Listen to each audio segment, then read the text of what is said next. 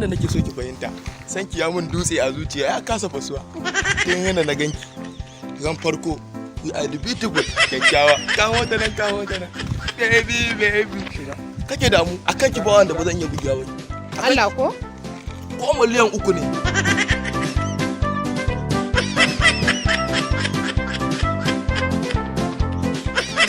Yiwan mu je gidan mu. Kai! Salamu alaikum.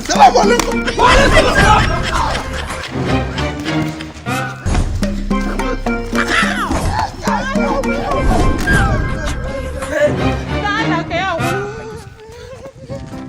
Ya ban gaya miki ba kan ƙara ganin ki da wani ɗa namiji da ya mace ta durƙusa ta haifa. Allah ya Tashi mu je.